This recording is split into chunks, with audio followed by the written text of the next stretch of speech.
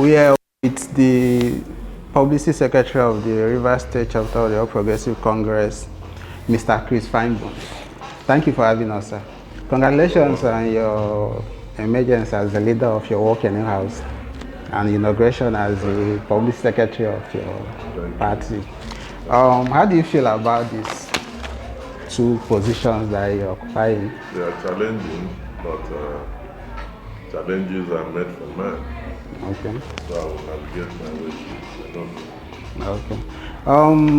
This is the first duly elected, inaugurated leadership of the APC since the Davis Ikanya administration. And is this a sign of relief for the party and its supporters? It is, and it goes to explain, emphasize that no matter how tortuous the journey may be, it will come to an end someday. Most often, favorable end. So there is no more crisis in the APC? We do not foresee any. Okay, looking at the events of 2018, the crisis within Congress and the constitution of the party from the 2019 general election, can it be said that your party has learned its lesson? Yeah, we have. Every passing day, everyone, every living being learns a lesson. And we have learned a lesson. And learning lessons is an ongoing thing with any living human being. So we have. So the lesson doesn't include reconciliation between the factions that were fighting for the soul of the party? Was it really a factionalization? I doubt whether it was, but it's a case of some individuals who have their own vested interest and they try to protect it without minding the interests of others. I think that is at the root of the problems we have. And so if people behave reasonably, consider some, and gain or lose some, a lot of those things wouldn't have happened. But because maybe driven by inordinate ambition and all that, some people try to impose their own wish and ambition on others. That is what's happened. Not really factionalization as per a group, not moving in tandem with the mainstream and all that. So what we had was a case of personal interest taken too far. But we believe we have overcome that because we have to pay a very high price, which was at its epitome was not being on the ballot in 2019. That is as bad as it could get. But I believe that right now we put that behind us. We are on the right track. So what are you doing to stop or block, the things that happened in 2019 from happening in 2023? Continue to do things the right way. Continue to do things and never watchful of those who might want to throw that at us, so that we will be able to reflect those darts away on time. Okay, this is a campaign year, and so many supporters are looking at the leadership of the party to know what they will surprise them with. Looking at your gubernatorial candidates, what criteria should such a person have? There is something that is settled. This party, quite early in the day, the leader captured the direction when it comes to gubernatorial issues, that the party would stand for power shift to the Riverine. And that is because anyone who is conversant with our not too distant history will tell you that some persons sat down and agreed that power should shift to the Upland. And it takes only somebody with an accommodating mind to say, let's pay back we have had so many years, decades of Upland now, and some person, like our leader, insists that, look, the power also shift to the Riverine. So this party has taken a stand on the issue of Riverine. We believe that it will be a plain, balanced playing field for all the Riverine aspirants. And as one emerges, everybody will key in and support. So that is how we go about it. But some members of your party are saying that it should be, rotated within senatorial zones. Are their interests not captured in what those who are espousing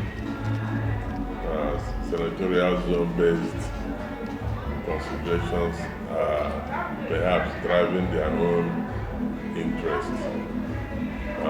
I doubt whether we are going to do the line of senatorial zones.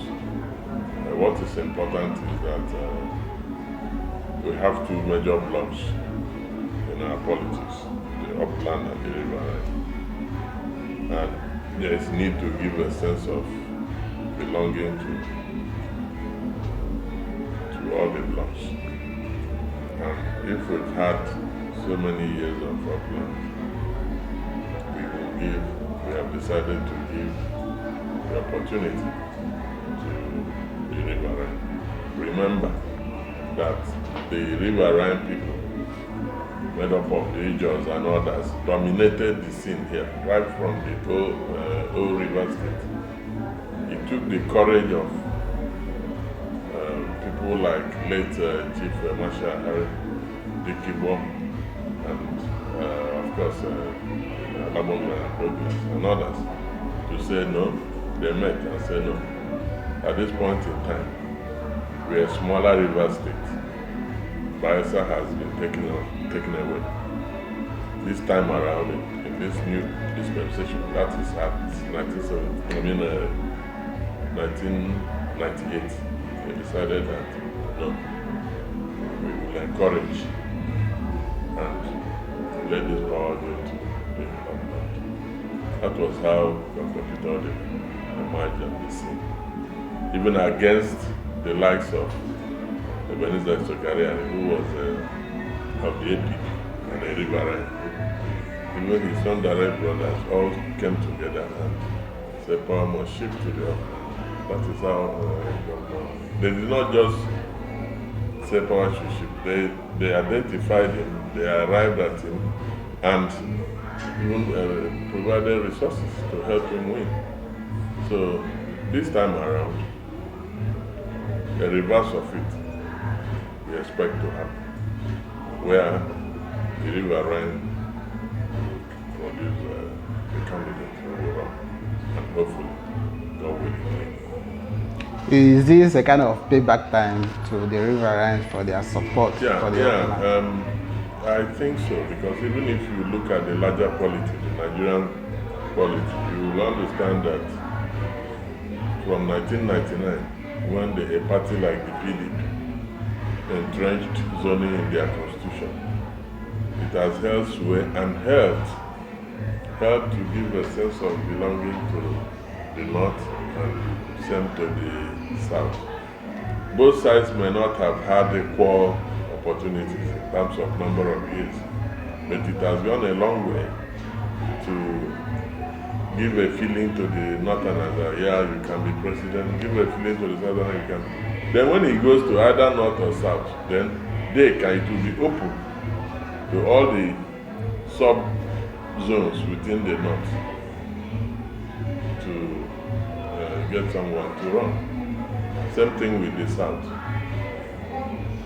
So in the last 3 years, there have been defections of heavyweight politicians from your party. People like Davis Ikaya, Igor Agoma, Chibudonwuche have all left the party. Do you think that this spells a bad omen for your party going forward? No, the situation differs when it comes to the individuals we have named. Okay. There are some of them that did not quite belong to the party. And let me risk mentioning Chibudon Youth. He had hardly been in the mention of the party. And we had he left since 2018, 2017, 2018. We don't understand why the road to PDP was so long for him, only for him to arrive last year. For others, there are a whole lot of reasons why some of them left. But for those reasons that made some of them leave, perhaps the same reason that made others come to join us. I hope you know that it hasn't been a one-way traffic. A number of persons have joined, reputable people have come to join us in APC. So that tells you that the Nigerian politics has a character where the players see the parties as mere platforms or vehicles to grab power. That is a larger problem than even River State. So if people have left, people have also joined APC. And you know them at your fingertips. So it's a phenomenon that is constant everywhere in Nigerian politics. Okay. On the Soot, recently the state government started combating the Soot that have been causing problems for Rivers people, and he issued a statement saying, and I quote, "The truth is that the governor never considered the Soot descending on Port Harcourt and environs important enough for 6 years until now. All the APC is saying is that the governor should be honest enough to take responsibility for doing nothing for 6 years as citizens cried for help." End of quote. Well, the governor has also argued that he has no control of the security agencies. More so, issue of environment is controlled by the federal government. Is the Soot not an indictment on your party? First of all, let me disagree on the responsibility. If the Soot or issue of environment is a matter of exclusive list of federal government, how come the state has a Minister of Environment? Soot, or indeed issues of environment, weigh more to the locals and therefore has to feature more prominently with the subnational government than even the central government, because they are the people that directly are impacted upon by whatever the condition is. Maybe Soot, maybe pollution of all other kinds and all that. It impacts more.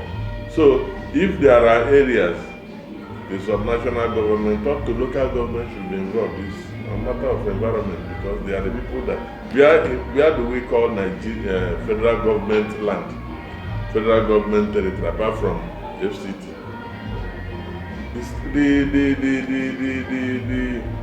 The environment is more at the subnational, local government and states. And rightly, states have Ministry of, I don't know any state that does not have Ministry of Environment. And River State does have. The question is, having sacked the incumbent commissioner, why is it taking up to 4 years or 3 years? In fact, up till now, it's over 4 years, or a bit 3 years. The government has not considered it necessary to appoint a commissioner. Because if you have a commissioner, see how government works. Commissioners are cabinet members. So they formulate policies, translate those policies into memos and bring them to the cabinet meeting. These memos become working documents for government. And if you do not have a commissioner that will attend weekly or just regular meetings with the government, the PAMSECs don't attend that meeting. So nobody will bring up, for example, issue of Soot to the level of discussion at the State Executive Council meeting. Has the governor appointed a commissioner till date? No. It tells you, it tells you exactly how he thinks the issue of environment does not mean anything. But he also said that he doesn't control security agencies, and we know that some of these guys are criminals. How do you want the governor to... The issue of Soot is not even a completely security issue. There has to be a determination by the state government that we need to do something about the environment. It's not all aspects of environment that has something to do with security. So it's when you now decide what to do and you now identify that there is need for some security component to the war against, and then you now, whichever way he's been doing before in other areas to get security, he could do and get security. Now that he's doing it, did he form his own army or police? Yeah, it's a situation where a man does not want to take responsibility and keeps erecting or pushing blames to other people. That is the truth of the matter. Now that he has done it, it is the sub-national government that should prompt the central to say, look, come to our aid. I have erosion in this place. Look at how the southeast states bordered the federal government until they did something to help them with erosion. Now, ours has been Soot. It took over 6 years for the government here to even raise an alarm. Who will do it? The environment belongs first to the local government, then to the state government, before you talk of the central government, which is the federal government. So it's a case of a man pushing blame to others and not wanting to blame himself. We say, or like they say, better late than never. It's good he has started something, but we also want that the fight will have to be sincere, honest, and holistic. Not a situation where the procurement policy of the number one client of government, which is Julius Berger, is such that it favors buying cheap LG or cheap diesel below the official price by stockists or importers. That one will indirectly encourage illegal refining, because your price is only attractive to those people. The price that company is giving to contractors, giving APO to contractors, is not enough to buy clean diesel from importers. So about 200, 250 they give them, can only buy from profile people. So you're saying that the company is indirectly funding profile operations? Government is indirectly doing it. Indirectly because it is through Julius Berger. That's a heavy allegation. So it's in that, if you read through you said it. It is. Oh, another aspect of your press Soot release is heavy in itself, so the allegations can be heavy. Another, from your statement, you also insinuated that the governor is playing politics with the suit. Well, yes, politics, because if for 6 years plus you didn't listen to protests by the APC and other well-meaning individuals to do something, and you are doing that thing 6 years plus later, it means you are playing politics. Then that is number one. Number two, because he decided to push the fight to the local government chairman. Number one, he visited some local governments and didn't visit others. Then he decided, the best way is to push it to the chairman. Some of those chairmen are now known to be pointing at political opponents and labeling them illegal refining or illegal refiners, in order to indicate them and all that. That is very dangerous politics. Yes, we are right to accuse him of playing politics. The legacy jet in Germany has recently become an object of controversy between your party and the Nyesom administration. And did your party properly hand over to Wike's administration? You mean hand over? Yes.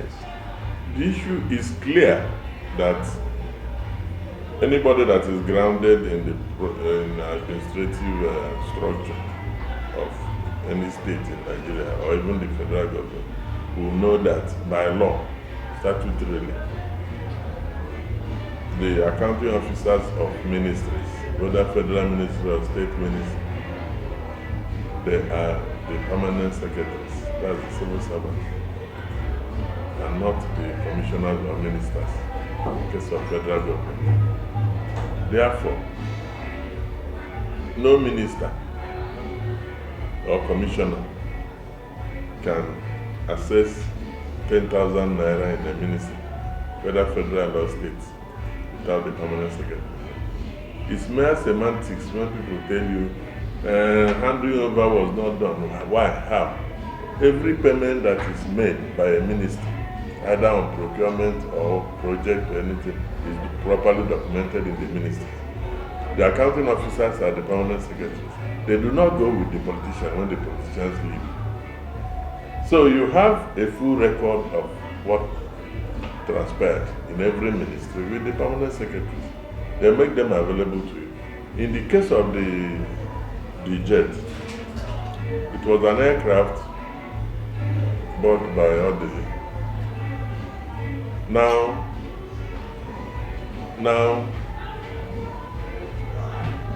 Odyssey handed that aircraft over to Amaechi's government. Amaechi, when Amaechi left, naturally, the Amaechi government inherited it. Over time, the government realized that it was becoming too expensive to maintain that aircraft. The government decided to buy a newer aircraft that would be less expensive to maintain and safer. When the government of Amaechi bought the second aircraft, they decided that the best thing to do would be to refit this aircraft, refurbish it totally, then sell it, recover the money, and put it into the coffers of government. Now, at some point, before that could be done, the governor then, Amaechi, have started having problems with the federal government of President Jonathan. I'm sure you will recall that. You will recall the story of the River State government aircrafts being grounded. Now, by the time the aircrafts were grounded, this particular one had already gone for that refurbishment, because the government went into written agreement with ACAS of Canada as brokers to lead the refurbishment, finish up, then do the documentation, update all the documentation. Anybody who is into marine and aviation will tell you that the safety regulations and documentation are huge. So they were to do all of those things and ensure that the aircraft is sold. Then the money will be paid to government, they take their commission. That was the stage that thing has happened. And as at that time, FAN, Federal Airport Authority, and all the rest of the federal agencies, they didn't want to do anything about River State aircraft. They felt they were trying to please the president by clamping down on Amaechi. That remained the situation. You look at the existing aircraft here now was grounded at Air Force Base. This one was in Germany. No cooperation for them to get all the documentation done and all that till the man left office. An aircraft is not even a keke that the man that came in would not know something about. Of course he knew. He was chief of staff when that thing was handed over. He knew. And so he recalled and asked for it, and he was briefed. He got a briefing on the two aircrafts. Got a briefing on them. One is at the airport grounded, one is in Germany. That was on the 20th of June, about a month after being sworn in, 20th of June. He was briefed. And he told the media, that same 20th, that this is the situation with the two aircrafts of the state government. One at the Air Force Base grounded, the other in Germany.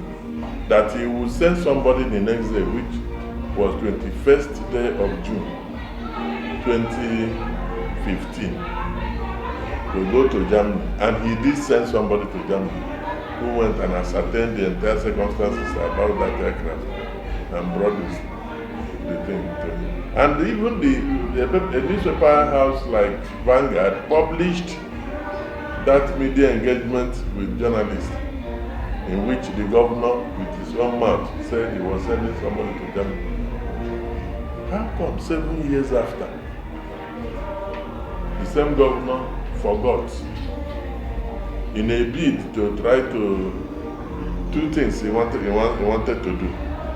He wanted to paint the previous government bad, number one. Number two, he wanted to create the wrong impression that will allow him spend all the money on that aircraft, bring it in and use it for campaign, presidential campaign. So he decided to cause a stir in the system by raising dust as if suddenly he discovered that one of the aircraft of the state government was now taken to Germany, maybe with a view to stealing it or something. Something he had known about on the 20th and spoken about to journalists on the 20th of June 2015. It was 7 years after. It was at an average. You could see the insincerity.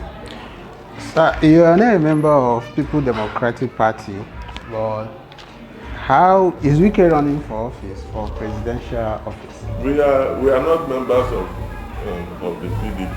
Neither are they members of APC. But both parties, elements of both parties are watching the other, because that is the game, that is the style of the game. I think Wike does not have the confidence to run for president. Wike will prefer to pick a candidate in the north, and who will now pick him as the vice. That is what he has the bravado for. He knows that he lacks the gravitas to run as president, so he's even confused. He doesn't know whether to start his agitation for southern president or continue with his northern president. But either way, we believe that he's also in trouble. If he goes to the north, the northerners will disappoint him. And the reason they will disappoint him is that they are well aware that if after Buhari's 8 years, the presidency has to come to the south, they themselves will decide to do so, because they know that the survival of Nigeria is to their own benefit. They will not want to create a situation where you have other forms of agitation alongside the IPOB. Maybe you begin to see South Africa creating problems that will impact on oil production, and they will be the worst for it. So they are not as naive as Wike thinks. He believes that if they pick a northerner, PDP picks a northerner, then the entire north, they won't bother about party anymore, they will vote the person. He is behind. If he studies the north, he will know that they are now politically aware. They know what is right, and they will do it. So we have made a statement that power will shift to the south, APC. So we have put that problem behind us.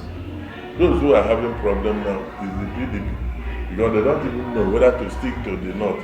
We are hearing them saying, oh, they want to leave it open to everybody. It's part of the confusion there. You are an insider in the Rivers State chapter of the APC, and there have been insinuations about the Minister of Transport contesting for presidency in 2023. How true are these insinuations? There are people who feel that he should come out and run for president, but the minister has not told anybody to run. Now we are seeing Tubani in Daura and so many other political who have been turbaned or given titles everywhere.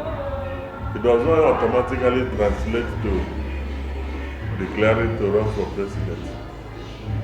But come to think of it, Is the minister not fit to be president? He is fit to be president. Are people wrong inviting him to run? They are not wrong. After all, there are others whom other people are also calling up to come out and run. You've not given us a direct question that he wants to run, and is he ready for the task ahead to rule Nigeria? If